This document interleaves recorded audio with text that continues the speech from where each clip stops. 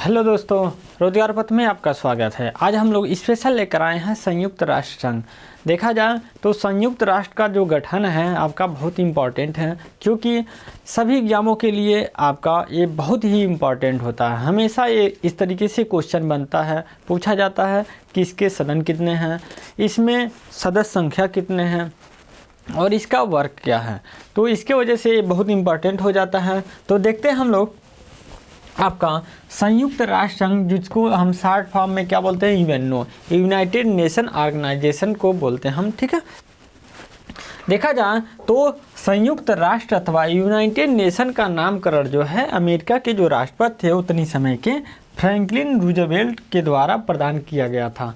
इन्हीं के द्वारा एक प्रकार से देखा जाए तो संयुक्त राष्ट्र संघ का नाम दिया गया था। क्योंकि देखेंगे कि जो ये नाम था आपका बहुत पहले ही यूज किया जा रहा था, जिसको हम राष्ट्र संघ बोलते हैं। क्या बोलते हैं? राष्ट्र संघ बोलते हैं।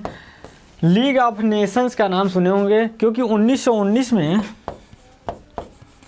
प्रथम विश्व युद्ध खत्म होने के बाद एक प्रकार से लीग ऑफ नेशंस का स्थापना किया गया था। उसमें देखेंगे कि आपका पेरिस शांति सम्मेलन हुआ था, उसी में आपका इसका गठन किया जा रहा था। लेकिन यह लीग ऑफ नेशंस सक्सेस नहीं हुआ। बाद में इसका मिसयूज किया गया देशों के द्वारा, और बाद में इसका ही कारण हुआ कि बाद में द्वितीय विश्व युद्ध भी हुआ। इसके वजह से द्वितीय विश्व युद्ध जो खत्म हो रहा था, इसमें आपका अमेरिका के जो राष्ट्रपति थे उतनी समय के, इन्होंने इसी के नाम पर आपका संयुक्त राष्ट्र संघ रख दिया था। और देखा जाए इसका जो स्थापना है, इसकी तैयारी पहले से ही किया जा रहा था। आपका देखेंगे कि 21 आपका अगस्त 1944 से आपका 7 अक्टूबर 1944 तक बैठक करके आपका इसका नामकरण करने की इसकी योजना बनाई गई थी संयुक्त राष्ट्र संघ की। अब बाद में देखेंगे कि संयुक्त राष्ट्र संघ की जो स्थापना था आपका 24 अक्टूबर आपका 1945 को आखिर में इसको बना ही दिया गया। और जो लीग ऑफ नेशंस में चाहे राष्ट्र संघ में जो कमियां थी उसको दूर करके इसका स्थापना किया गया था। क्योंकि लीग ऑफ नेशंस का जो मिसयूज किया गया था, एक कोशिश किया जा रहा था कि अब इसका मिसयूज न किया जा सके।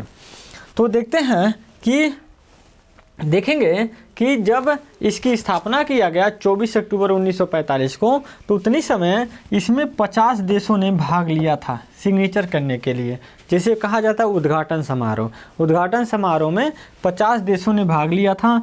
बाद में एक देश पोलैंड ने कुछ दिन के बाद आकर इसको ज्वाइन किया, और माना जाता है कि 21 देश एक प्रकार से आकर उद्घाटन समारोह में भाग लिए थे। ये सब चीज़ें याद रखिए, क्योंकि ये पूछा जा सकता है। ठीक है, देखा जाए तो संयुक्त राष्ट्र संघ का जो मुख्यालय है कहाँ है? न्यूयॉर्क में है। एक शब्द याद रखिए कि अगर हम यूएनओ की बात करते हैं तो इसमें 6 संगठन हैं, जिसमें से 5 संगठनों का जो मुख्यालय है सभी अमेरिका में है। ठीक है, और एक संगठन जो है आपका अंतर्राष्ट्रीय न्यायालय, उसका जो मुख्यालय है कहाँ है? हेग, नीदरलैंड में है। तो इस तरीके से क्वेश्चन पूछा जाता है। हमेशा क्वेश्चन बनता है कि महासभा का जो मुख्यालय कहाँ है, चाहे सचिवालय का मुख्यालय कहाँ है, अंतर्राष्ट्रीय न्यायालय का मुख्यालय कहाँ है। तो आप ध्यान रखेंगे कि सिर्फ एक अंतर्राष्ट्रीय जो न्यायालय है उसका मुख्यालय हेग, नीदरलैंड में है, अन्यथा 5 का जो मुख्यालय है सभी अमेरिका में, न्यूयॉर्क में है। ये चीज़ें याद रखेंगे। देखा जाए तो संयुक्त राष्ट्र संघ की जो भाषा है उसमें यूज किया जाता है भाषा, वो 2 भाषा यूज किया जाता है, एक अंग्रेजी है और एक फ्रेंच है, जिसके अनुसार आपका यहाँ पे कार्य संचालित किया जाता है। लेकिन मान्यता प्राप्त कुछ और भाषा हैं, जिसको हम अरबी, चीनी और स्पेनिश, रसियन, ये सभी 4 भाषा और हैं जिसको एक प्रकार से मान्यता प्राप्त है यूएनओ के द्वारा। तो इसमें कितने हो जाते हैं? 6 भाषा। इस तरीके से क्वेश्चन पूछा जा चुका है कि आपका जो यूएनओ है इसकी कितने प्रकार की भाषाएं हैं, तो 2 मुख्य भाषा है और 4 मान्यता प्राप्त भाषा हैं। ये चीज़ें याद रखिए। देखा जाए तो संयुक्त राष्ट्र को चलाने के लिए बजट की आवश्यकता होती है, क्योंकि संयुक्त राष्ट्र संघ ही ऐसा संगठन है जो पूरी दुनिया को संचालित करता है। कहीं पर अगर भूखमरी होता है, चाहे बाढ़ आता है, चाहे कोई भी आपदा आता है, तो यही हेल्प करता है देखा जाए तो। इसके वजह से कुछ देशों ने अपना अपना योगदान दिए हैं, इसकी वजह से आपका जो यूएनओ है चल रहा है। तो देखते हैं कि कुछ देश इसमें अपना अंशदान देते हैं। जो मुख्य देश हैं देख लेते हैं कितने कितने % पे अपना योगदान देते हैं। देखिए सबसे ज़्यादा जो अमेरिका है जो 22% का योगदान देता है, इसमें अपना आधिपत्य जमाता है 22%। जापान दूसरे नंबर पे आता है जो 19.47 पे देता है, और जर्मनी जो है 8.66% का योगदान देता है, और ब्रिटेन 6.13 का देता है, फ्रांस आपका 6.03 का, इटली 4.89 का, और देखेंगे कनाडा 2.81 है, रूस क्या है 1.10 है, और भारत आपका सबसे मुख्य होता है भारत, क्योंकि भारत के विषय में पूछा जाता है। तो 0.31 मतलब 341% का जो योगदान आपका यूएनओ में देता है। ये मुख्य देश हैं जो अपना योगदान आपका यूएनओ में देते हैं, और इन्हीं का आधिपत्य ज़्यादा रहता है, उसमें दबदबा हमेशा बना रहता है, क्योंकि सबसे ज़्यादा पैसा देने का काम आपका यही लोग करते हैं। तो देखते हैं, और संयुक्त राष्ट्र संघ के अंग देखते हैं कितने प्रकार के अंग हैं। तो देखेंगे कि संयुक्त राष्ट्र संघ के 6 अंग होते हैं। पहला आपका महासभा है, जो आपका जनरल असेंबली बोला जाता है, जिसको क्या है आपका महासभा, पहला क्या है महासभा है, और इसको हम जनरल असेंबली बोलते हैं। और महासभा को लघु संसद बोला जाता है, क्योंकि दुनिया के जितने देश हैं सभी देशों के जो प्रमुख हैं उनका भागीदारी इसमें होता है। इसमें सभी देशों का एक प्रकार से भागीदारी 193 देशों का जो है प्रतिनिधि इसमें भाग लेते हैं। इसमें एक प्रकार से 5 सदस्य भेजा जा सकता है हर एक देश, प्रति देश के द्वारा, प्रति कंट्री जो है पर कंट्री के हिसाब से 5 सदस्य भेज सकते हैं। लेकिन मत देने का काम सिर्फ एक वोट का होता है, चाहे कितना भी सदस्य होंगे सिर्फ एक वोट दिया जाएगा हर देश की तरफ से। तो देखेंगे कि महासभा का जो आपका नियमित सत्र है हर साल सितंबर माह के तीसरे मंगलवार से शुरू होता है, और आपका दिसंबर के मध्य तक इसका चलता है। जो दैनिक वर्क है, पैसा खर्च करना है, किस देश पे कितना खर्च करना है, कितना नहीं करना है, ये एक प्रकार से आपका हमेशा चालू हो रहता है।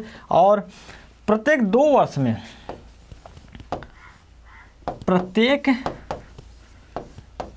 वर्ष में बजट पास होता है। ये ध्यान रखिए कि महासभा के द्वारा प्रत्येक 2 वर्ष में बजट पास किया जाता है। कब किया जाता है? आपका हर सितंबर माह के जो आपका मध्य माह से मंगल से चालू होता है और दिसंबर के मध्य माह तक चलता है, और इसको आपका लघु संसद बोला जाता है। ये चीज़ याद रखिए क्योंकि ये पूछा जा चुका है। देखेंगे कि दूसरा जो आपका सदन है आपका क्या है, सुरक्षा परिषद, जिसको हम सिक्योरिटी काउंसिल बोलते हैं। सबसे मुख्य देखा जाए तो सुरक्षा परिषद को ही सबसे मुख्य संगठन बोलते हैं, क्योंकि इसमें देखेंगे 15 सदस्य देश शामिल हैं। कितने हैं? 15 सदस्य देश शामिल हैं, जिसमें देखेंगे 5 स्थायी हैं और आपका 10 अस्थायी हैं।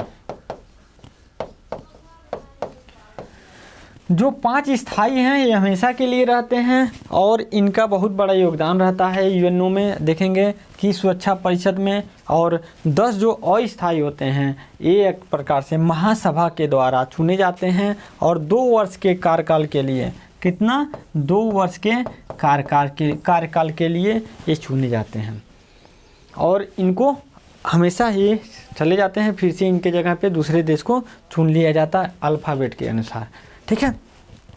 देखा जाता है कि जो भी इवेंटों में सबसे बड़ा योगदान आपका कौन देता है? सुरक्षा परिषद देता है।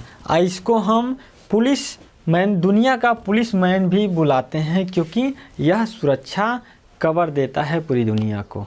लेकिन एक प्रकार से देखा जाए तो जो मजबूत है, जो देश सबसे ज़्यादा मजबूत है, उसके लिए इसका कोई मायने नहीं है। जो गरीब है देश हैं उनके लिए ही सिर्फ मायने हैं, क्योंकि दबाव दूसरे देश पे, अमीर देशों पे नहीं डाल पाता है ये यूएनओ, और गरीब देशों पे एक प्रकार से अपना दबदबा कायम रखता है।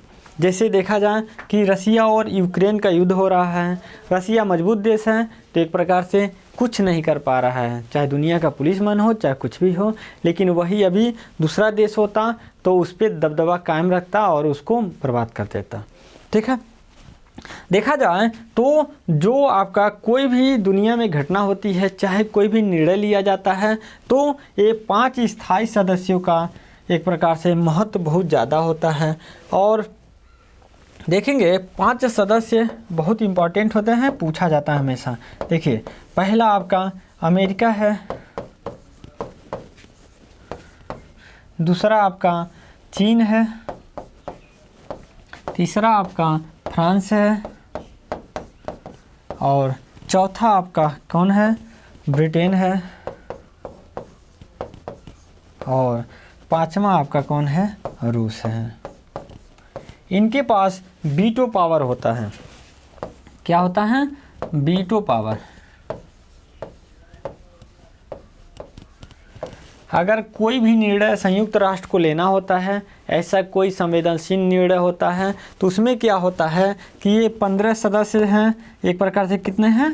15 सदस्य हैं। इस तरीके से निर्णय लिया जाता है कि कम से कम बहुमत, 2/3 बहुमत होना चाहिए किसी निर्णय पे, मतलब 9 सदस्य का सहमति होना जरूरी होता है।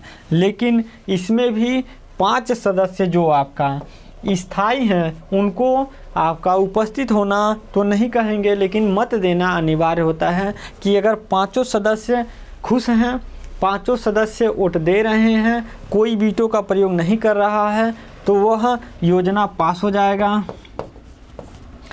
अगर बाई चांस 15 सदस्यों में 14 सदस्य सहमत हैं और एक स्थायी सदस्य असहमत है जो वीटो पावर लगा देता है, तो 14 सदस्य का कोई मतलब नहीं रहेगा, वो अधिनियम पारित नहीं होगा। लेकिन अगर कोई देश ऐसा भी है जो चाहता है कि हम इस अधिनियम को, जो अधिनियम लाया गया है संयुक्त राष्ट्र में, अगर उसको पारित होने देना चाहता है, तो वो अनुपस्थित रह सकता है, तभी जाकर वह अधिनियम पास हो सकता है। नहीं तो अगर वीटो का प्रयोग होगा तो वह कोई भी अधिनियम पास नहीं होगा।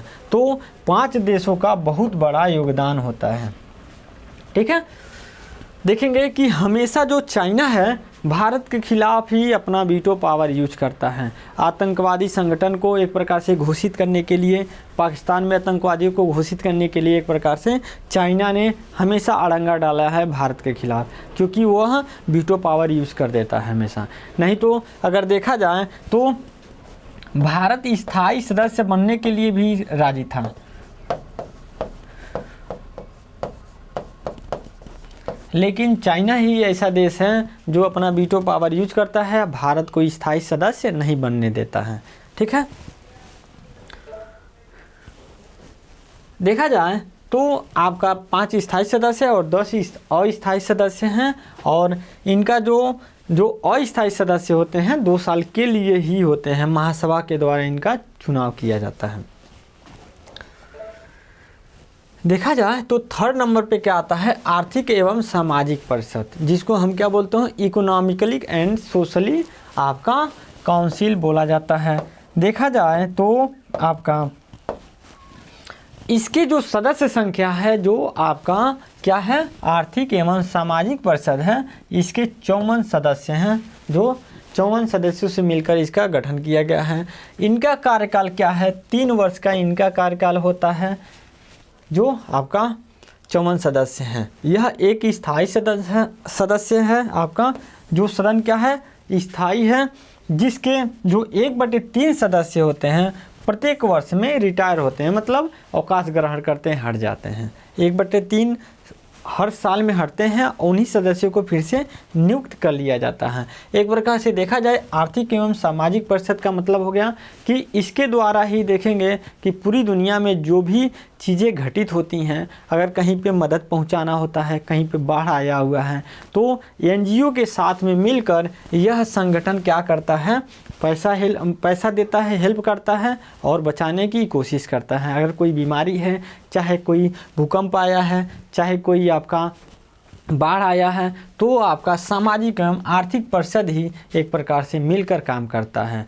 देखेंगे कि विश्व में बच्चों को बचाने के लिए भी काम ये करता है, तो इसको हम एक प्रकार से ट्रस्टशिप बोलते हैं कि मतलब यह क्या है, एक प्रकार से ट्रस्टशिप है। देखिए, इसमें एक प्रकार से आर्थिक एवं सामाजिक परिषद की बैठक में वर्ष में जो 2 बार होती है, पहला क्या होता है अप्रैल में और दूसरा क्या है जुलाई में होता है। ठीक है, 2 जगह पे 2 बार होता है और एक प्रकार से देखा जाए एक अप्रैल में होता है, एक जुलाई में होता है। परिषद अपना कार्य विभिन्न प्रकार के आयोगों, स्थायी समितियों जैसे आर्थिक और रोजगार आयोग, चाहे देखेंगे जनसंख्या और आपका यातायात आयोग, संयुक्त राष्ट्र बाल संकट कोष, ये सभी से मिलकर यह अपना कार्य करता है। ये चीज़ें याद रखिए। सामाजिक एवं आर्थिक जो संगठन है, एक प्रकार से जो एनजीओ हैं, उनसे भी मिलकर कार्य करता है। कोई देश है उससे भी मिलकर ये काम करता है अपना। नेक्स्ट में देखा जाए तो प्रन्यास परिषद, जिसको हम ट्रस्टशिप बोलते हैं। प्रन्यास जो आपका परिषद है, एक प्रकार से पहले ही बता दे रहे हैं, इसका महत्व खत्म हो गया है। क्वेश्चन पूछा गया था किसी एग्जाम में कि कौन ऐसा यूएनओ का संगठन है जो खत्म होने के कगार पे है, जिसका कोई मतलब रह नहीं गया है। इसके वजह से देखेंगे कि जो प्रन्यास परिषद है, एक प्रकार से यह कमज़ोर देशों को, देखा जाए कि सपोज कीजिए कि जब यह 1945 में बना था, तो कुछ ऐसे भी देश थे जिनके पास अपनी देश चलाने के लिए उनके पास कोई योजना नहीं थी। एक आदिवासी लोग रहते थे और जनसंख्या ज़्यादा था और वो अपना सरकार नहीं चला सकते थे। इसके वजह से इसका निर्माण किया गया था उतनी समय, 1945 की बात कर रहा है।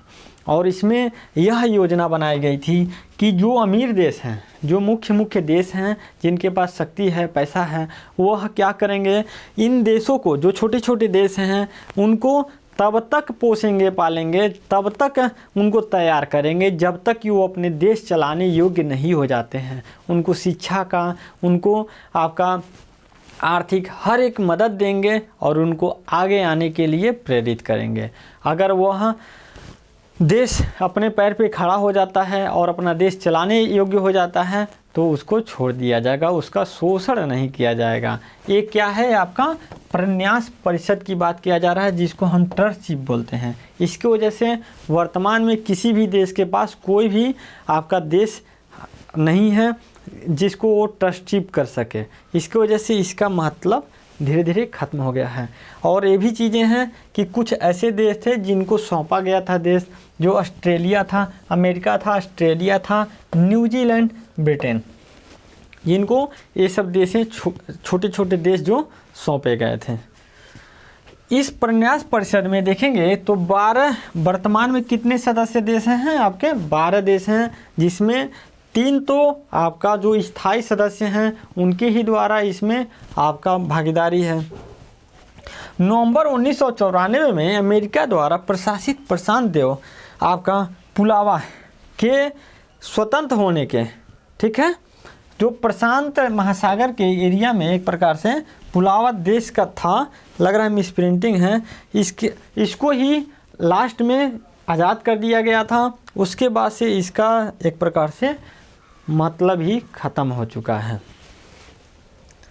तो इसका मतलब इतना समझिए कि ये इसलिए बनाया गया था कि जो ऐसे देश हैं जिनके पास शक्ति नहीं है, जिनके पास पैसा नहीं है, जिनके पास योग्यता नहीं है कि वो अपना देश चला सकें, जो छोटे छोटे टापुआं हुआ करती थी, जंगलों में निवास करते थे, पहाड़ों में निवास करते थे लोग, उनको पोषने पालने के लिए, उनके देश को विकास करने के लिए, उनको शिक्षा के स्तर में बढ़ोतरी करने के लिए यह संगठन बनाया गया था। ठीक है, तो आगे चलते हैं हम लोग। अंतर्राष्ट्रीय न्यायालय देखा जाए तो 5वां अंतर्राष्ट्रीय न्यायालय जो इंटरनेशनल कोर्ट ऑफ जस्टिस बोलते हैं। जैसे देखा जाए आपका इंटरनेशनल कोर्ट ऑफ जस्टिस को, ये बहुत इम्पॉर्टेंट एक प्रकार से संगठन है। इसका ही हम बताए हैं कि इसका जो मुख्यालय आपका कहाँ है, हेग में है, जो नीदरलैंड में पड़ता है। देखा जाए तो एक प्रकार से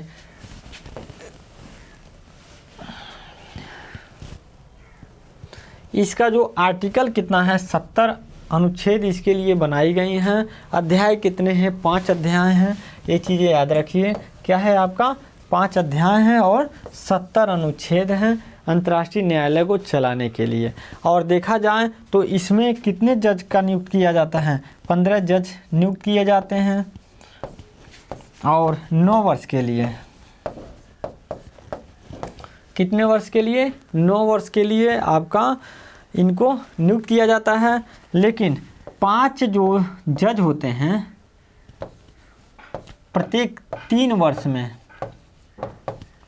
अवकाश ग्रहण करते हैं। 5 जज क्या होते हैं, प्रत्येक 3 वर्ष में अवकाश ग्रहण करते हैं और इनके जगह पे फिर से चुन लिए जाते हैं। लेकिन कोई भी जज अगर दोबारा नियुक्त होना चाहता है तो वह हो सकता है, इसमें कोई रोक नहीं है। क्योंकि देखा जाए तो भारत में दलवीर भंडारी जो हैं आपका लगभग में 2 बार बन चुके हैं। ठीक है, यह जो न्यायालय है, इंटरनेशनल न्यायालय जो जिसको बोलते हैं, यह आपका बहुत ही महत्वपूर्ण है। देखा जाए तो देखिए भारत में इनका जो कार्यकाल था, भारत से भी कुछ आपका जज यहाँ पे काम कर चुके हैं। तो देखते हैं पहला जज कौन था आपका। देखा जाए तो बेनेगल रामा राव जो आपका 52 से लेकर 53 के बीच में काम किए थे। नगेंद्र सिंह जो है आपका 73 से लेकर 88 तक कार्य किए थे। और रघुनंदन पाठक जो हैं आपका 89 से 91 के बीच में कार्य किए थे। और दलवीर भंडारी जो हैं 2012 से अपना योगदान दे रहे हैं। ठीक है, तो ये भी आपका महत्वपूर्ण है क्योंकि ये क्वेश्चन पूछा जाता है, तो ये ध्यान रखिए। देखा जाए तो आपका लास्ट है सचिवालय, जिसका कार्य जो देखा जाए कि सेक्रेटेरिएट बोला जाता है। सेक्रेटेरिएट जो इसका कोई ज़्यादा महत्व नहीं है क्योंकि यह एक प्रकार से सचिवालय है। डेली टू डेली जो वर्क होता है इसी में कार्य किया जाता है। एक प्रकार से यह एक बिल्डिंग है, इसका नाम मतलब जो सचिवालय जहाँ पे कार्य किया जाता है डेली का डेली, इसमें इसका मतलब सचिवालय में ही होता है। जिसको देखेंगे संयुक्त राष्ट्र संघ के दिन प्रतिदिन का जो कार्य होता है उसको निपटाया जाता है। इसका जो प्रमुख होता है महासचिव का होता है। इसका जो प्रमुख कौन होता है, महासचिव का होता है। और यह 5 वर्ष के लिए चुने जाते हैं जिस इनके महासचिव होते हैं। संयुक्त राष्ट्र संघ के प्रथम जो महासचिव थे त्रिगवेली, जो कहाँ के रहने वाले थे, आपका नॉर्वे के रहने वाले थे। ठीक है,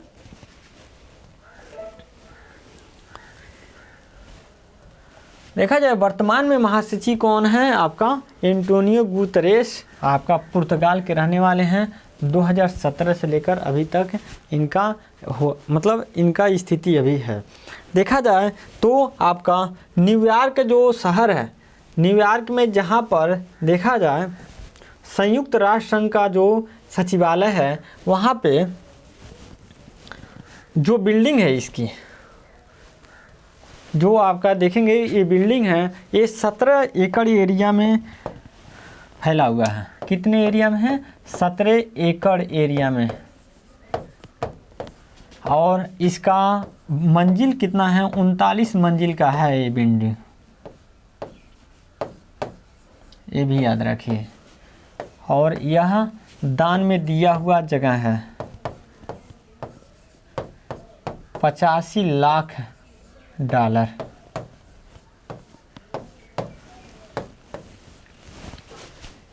उसी पैसे से आपका ये ज़मीन खरीदा गया था और वहाँ पे ही न्यूयॉर्क शहर में ही बनाया गया था इसका बिल्डिंग जो है आपका।